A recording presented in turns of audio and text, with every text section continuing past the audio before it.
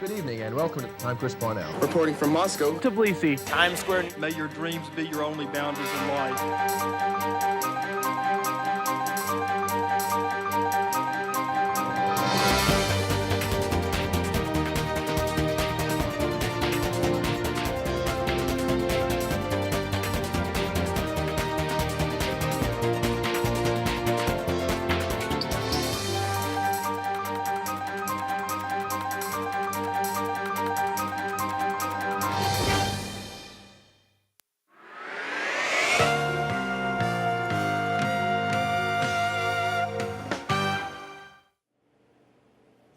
Welcome to Let's Talk Money. My name is Harvey Cook and thank you for tuning in. My co-host Kelly Bolton is not able to join us today.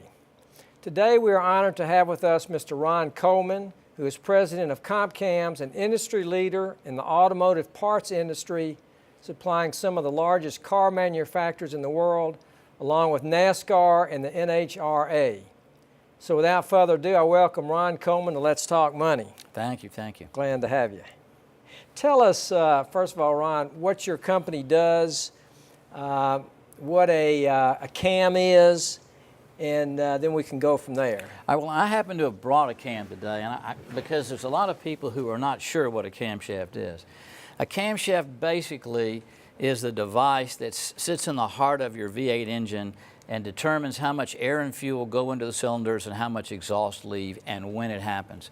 So for those of you who don't race or don't fool with engines, there's a camshaft right there.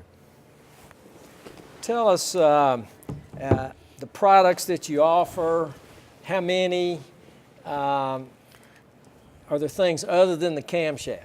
We have a group of companies. They include Competition Cams, TCI, which makes transmissions and torque converters. A torque converter is like a clutch for an automatic transmission. Racing Head Service, which makes heads. FAST, which makes fuel injection systems and manifolds. We have a ZEX, which makes nitrous oxide systems, and Inglace, which makes a setup for a carburetor. And let's back up. I should have asked you this question first. Maybe tell us a little bit about the history of your company, how you got involved with that. I understand that you're an attorney, and that's a strange career for an attorney. Well, we started about 38 years ago. There was a group of us who were racing enthusiasts and business people and all, and we came together. John McWhorter, Tom Wadasak, Ivar Smeltniks, Scooter Brothers, and myself, and we sort of just pieced this together, and Bob Woodard, by the way.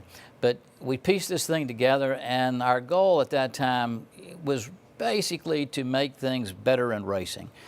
We're a racing type company. We make a lot of parts that make cars, engines, boats, off-road vehicles go faster or go better, either longer or faster, or have some specialty application. So we're the first people to ever design a camshaft that took a NASCAR engine 200 miles an hour. That was one of our fancy things that we've done. But we do a lot in drag racing. Those cars, you know, go from a dead stop to 230, 40 miles an hour in 4 or 5 seconds. It's like being launched from a rocket ship. And it's amazing the technology, how it's evolved, and what's gone into it. A camshaft is something that's been around for 100 years. And in that 100 years, people have been working on it. Thousands of people have worked on them to make them better. And we're still, right now, 100 years or so later, still finding ways to make the parts better. Probably most Memphians are not familiar with your company. I know I wasn't until I met you last year. Where do you do all of your manufacturing? We actually do most of our manufacturing right here in Memphis. It's something that a lot of people don't think there's any manufacturing in this city, right. But there is. We have a process where we grind all of our camshafts there over by the airport on Democrat Road. We also make a lot of other parts that are ancillary to what we do, things like retainers and valve locks and things of that nature. So we do a lot of manufacturing, and we're fairly competitive with any country in the world. Whether it be China or whether it be some other place, we can do just as good a job and just as inexpensive a job here as most people can anywhere in the world. That's interesting to know. I'm sure most Memphians aren't aware of that. It is a little different. You know, again, as I say, I think most people think of Memphis as a distribution hub, and they don't really realize that there are probably more camshaft companies within a 50-mile radius of Memphis than there is anywhere in the world. And that's because people have left a camshaft company and started their own. So there are several right here in town. It's a hotbed for camshaft companies. Ron, I know you've talked about a lot of your camshafts are made for competitive racing. Yes. How do you measure your success in terms of the quality of your product? Well, you know, the biggest measure of our success is whether or not the product we produce does the job that individual wants it to do. And each job's a little different. For example, a NASCAR team wants a camshaft that'll give them more horsepower, but that'll last 500 miles. Because if it doesn't last 500 miles, they're in trouble, unless it's a shorter race, of course. You know, for drag racing, they don't care if it lasts more than 10 seconds, you know, because they're not planning on being out there more than that time. So we push the envelope and we become part of the team. You know, we're really part of everybody's race team is what we are. Our job is to make them successful. And to be successful, sometimes it's adjustment of a camshaft, sometimes it's advice on changing a part in combination with the camshaft. So we do a lot of work with the various people, and we have a full R&D facility. We have several ways of testing the device to see what it's going to do prior to the time it gets to a track, so you can know what to expect. That's something that we probably pride ourselves on. Our research and development is probably as good as anywhere in the world. We have spintrons that actually allow us to run a race right in our R&D department. Wow. We can run just exactly as if you were running and shifting the car and all on a track.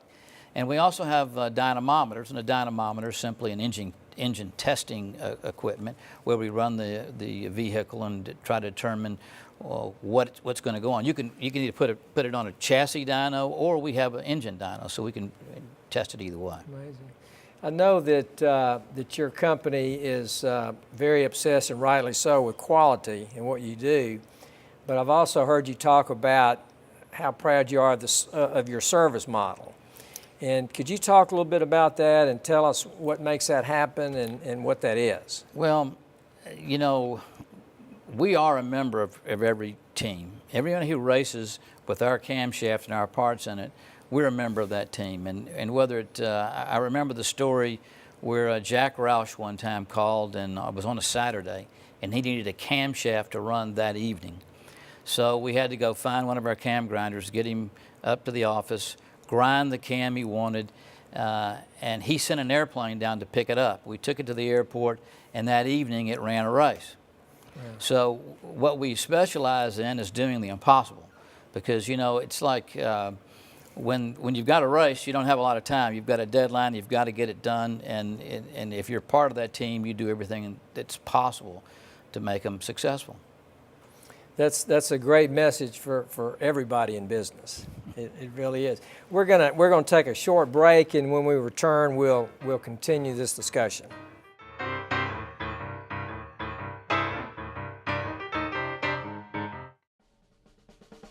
You can now watch your favorite Germantown community television shows from anywhere in the world. GHS-TV is streaming online, live 24/7. A viewing screen displays our channel just like you see on television. Simply visit our website at www.ghstv.org. So log on and enjoy hometown news from anywhere in the world, only at ghstv.org.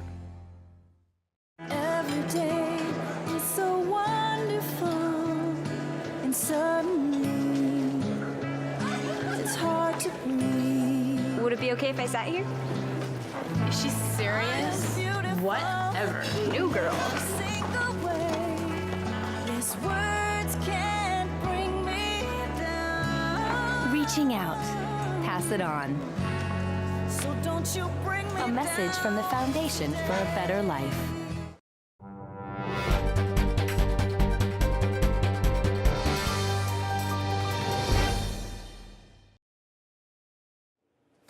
Welcome back to Let's Talk Money. If you're just tuning in, I'm Harvey Cook, and today we've been talking with Ron Coleman, who is president of Comp Cams. We've been discussing his company's commitment to innovation and superior customer service. Welcome back, Ron. Thank you.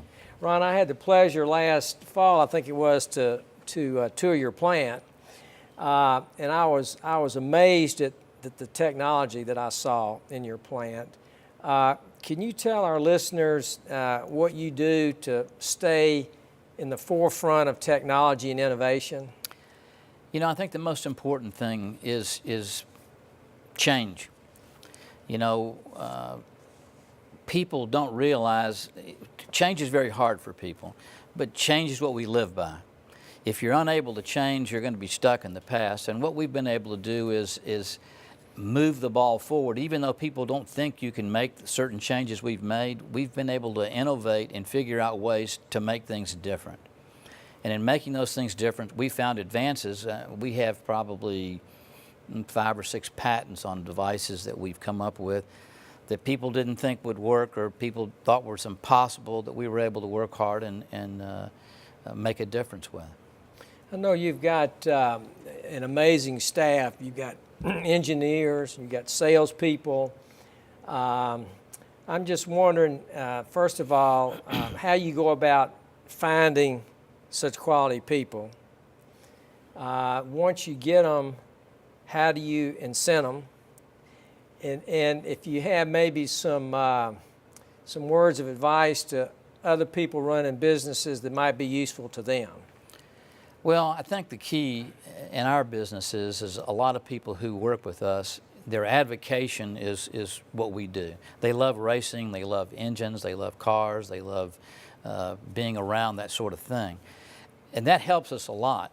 But we looked, when we're looking to hire somebody, we look for somebody who has the essence of what they want to do. If they're a salesperson, that's their essence, then we can educate them about to the product line. If they're engineers, would they rather be designing a box or would they rather be designing something more exciting? You have to sort of find out what's inside of them, and it's a hard thing to do. You know, we've been very successful at keeping people for long periods of time. Partially, I think, because we do change a lot, and that change causes a challenge. And what a person needs is a challenge. You know, doing the same thing over and over again gets a little tedious. But if you can be challenged every day to excel and exceed what you did last week, you know, what happens to us is if we design a great camshaft or a great other part, what happens tomorrow is they want to know, what can you do for me now? You've done this much now, what's next? No one goes fast enough, no one has enough power, nobody has a part that lasts long enough. And so it's up to us to be challenged and to take that challenge to create the change necessary to get where we need to go.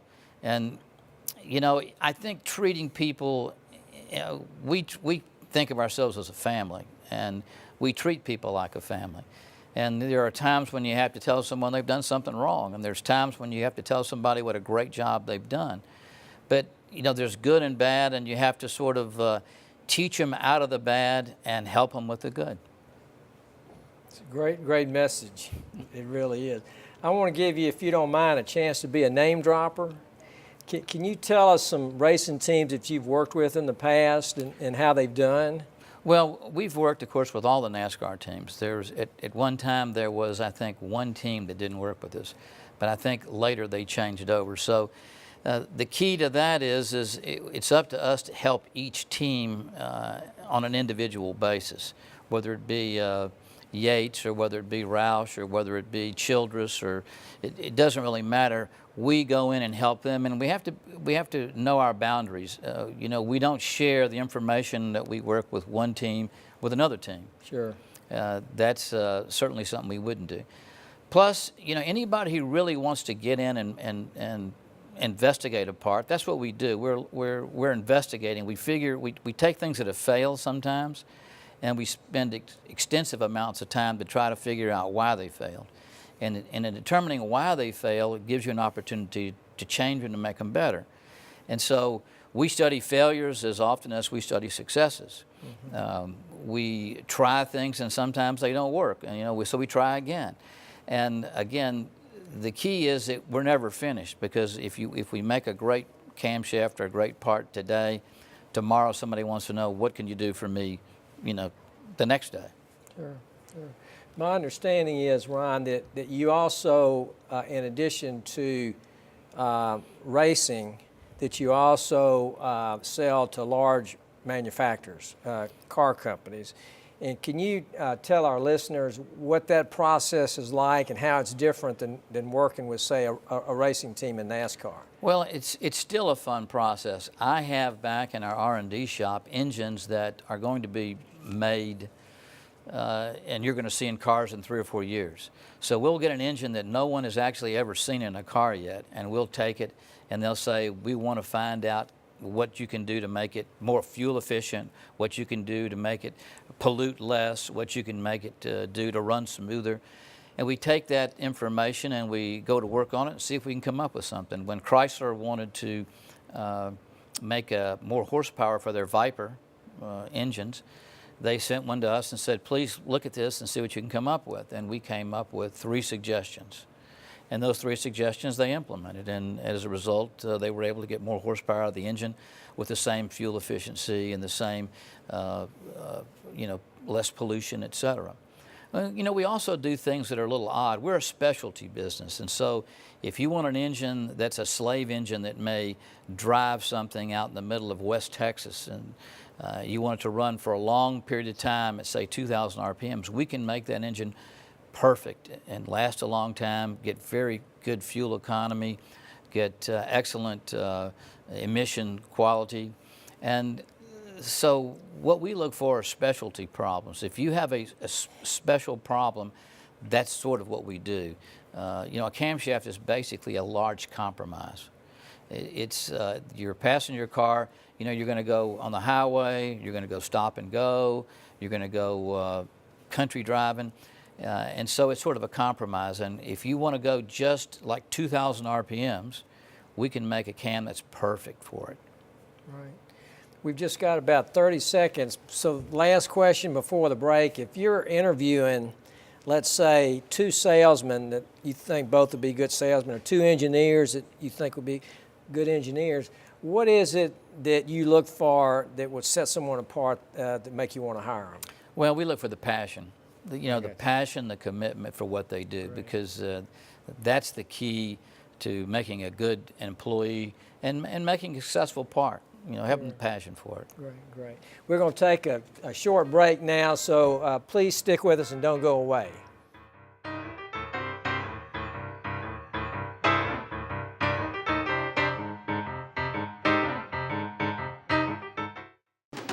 You've watched it over the span of 3 decades. We've dedicated ourselves to making it a fantastic community show. And the Alliance for Community Media has named GHS-TV's Crosstalk the best informational program in the country. From coverage of important area issues and events to conversations with high-profile local, national, and international personalities, Crosstalk keeps you informed and entertained. Don't miss Crosstalk, produced entirely by the students of Germantown High School. The news show airs each week only on Germantown Community Television, cable channel 17. Wow. College already. Yeah. We gotta go. I love you. I love you too, Daddy. And thanks for everything. Gratitude. Pass it on. A message from the Foundation for a Better Life.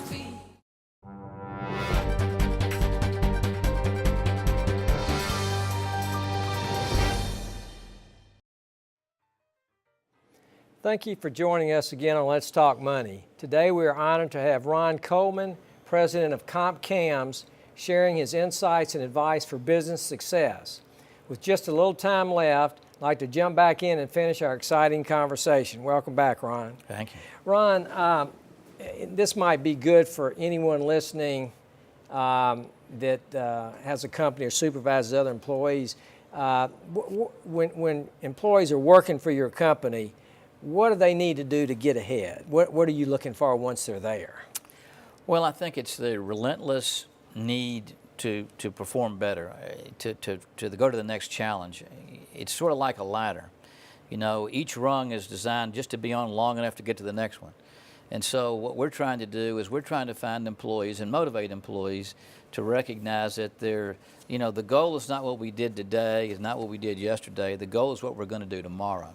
So, you know, our efforts are all aimed at improving everywhere we can, every time we can, and every day we can. Can you talk, we really hadn't talked to any about marketing. Yeah, we've talked about customer service, we've talked about technology. Would you mind talking a little bit about marketing and what your company does that's been successful in the past? Well, I think the key to marketing is actually trying to solve a problem, you know, and that's one of the things we do. When a customer, doesn't matter what it is, when he has a problem, if you can find a way to solve that problem, that's the first step in marketing. Once you know what the problem is, then you engineer it. And after you engineer it, the next step is making it useful for the customer, whether it makes it idiot-proof or whether it makes it so they can't fit it in backwards. So you idiot-proof it to make it perfect so that they don't have any trouble with it. And then you have to be relentless on the quality, because nobody wants to get a part that they have to take back that doesn't work the way it was advertised, that they can't feel the performance that you're providing them. So those things in combination are what makes a good marketing program, in my opinion. Would you have any advice for young people? You know, we're doing this from Germantown High School, who are going into the workforce looking for a job. What advice would you give to them? Well, I think I would tell them this, that, you know, in my life I've never worked for anybody else. Now, I've had jobs for other people, but I've never worked for anybody else. I've always worked for myself. And if you'll hold yourself to the standard that you want to hold other people to, if you will, you know, only be satisfied when you're internally satisfied with where you are in life and what you're doing in your job, then I think you'll be doing the right thing. You know, when you're working for somebody else, then that's different. You know, when you're working for your own pride, your own commitment, your own internal feeling of success, that's what makes a successful person, a successful business person, or successful anything. Right. At your company, do you have any methods that you employ that help you evaluate performance specifically? We use a number of ways. I have my sales manager, Rick Sparks, is probably one of the best I've ever seen at being able to judge people and then help to motivate them in the right way. And we talk a lot about him, and we say, you know, this one needs this challenge, and if we can get him into this challenge, he'll learn enough to be able to be successful in another challenge. So part of it is putting people in the right set of circumstances and seeing that they have an opportunity to succeed and sometimes to fail some so they can learn. A lot of times they learn more from their failures than they do from their successes. Ron, you do a lot of community service. I know you're on a lot of boards. Can you tell us about that and why that's so important to you? Well, you know, we all live in a community, and that community is made up of a number of things. I like to judge people by how they improve our community. There are people that I serve with on a number of boards that I feel make Memphis and Shelby County and this whole area a great place to live. You know, I'm on the Foundation for the Library Board, and it's probably one of the most democratic organizations. It serves old, it serves young, it serves rich, it serves poor, it serves black, it serves white. And a library has become, in this world of today, it's not just a bunch of books. It's basically a community center in a lot of ways. The Memphis in May board that I'm on is another one. That's a great economic development builder. That brings probably more to the city in terms of economic development than any one thing I can think of. And it's a whole lot of fun also, I might add. Right, sure. The Beale Street Music Fest and the barbecue cooking contest and the Sunset Symphony. Yeah. You know, I've also served on the Pink Palace board. The Pink Palace is a great institution. It's an area that there's always something to discover about Memphis or about the region by going there. So I'm a big believer in giving back to the community. We have to live here. You know, we work here and we live here, and it's important to have a good, strong community and an area that you're proud of and want to have people live in to work with you in. A follow-up question to that, you run a huge company, you do all this civic work, community work. How do you budget your time to get all that in and so that you'll be effective in what you do? I think the key to that is simple. If you have great people working with you, when you're not there, they handle it. So as I'm here talking to you, I've got people who are doing a better job than I would do if I was there. And that's the key, I think, to any successful business. Hire people who are smarter than you, hire people who are as committed or more committed than you, hire people who, you know, have that burning passion and don't treat it like a job, they treat it like it's theirs. Right, right. Unfortunately, we've run out of time. Maybe we'll get you back on for a second time. What a great show. We hope that you have found our discussion both informative and beneficial. Once again, we want to thank our guest Ron Coleman with CompCamps for joining us. We hope that you will join us again next month on Let's Talk Money.